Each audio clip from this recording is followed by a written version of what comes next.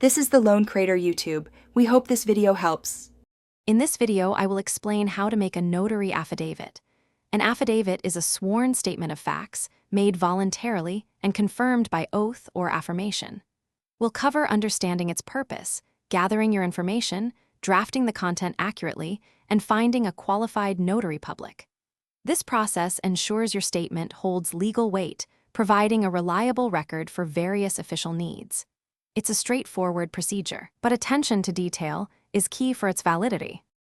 When drafting your affidavit, begin with a clear title like Affidavit of your name. Next, include your full legal name, current address, and contact details.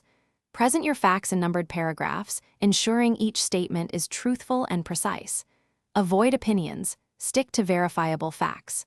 Conclude with a sworn statement, such as I declare under penalty of perjury that the foregoing is true and correct. This crucial step legally binds you to the truthfulness of your statements.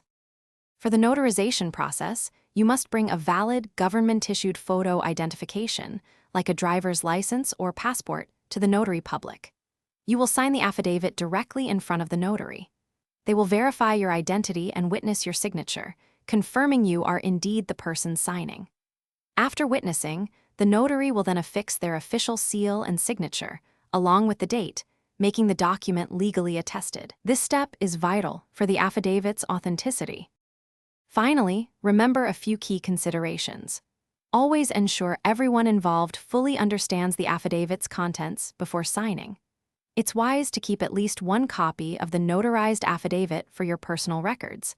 Understand that an affidavit is a sworn statement, and making false statements carries significant legal consequences, including potential perjury charges. For complex or high-stakes affidavits, it is always recommended to consult with legal counsel to ensure full compliance and protection. Thanks for watching. Consider subscribing if we helped you.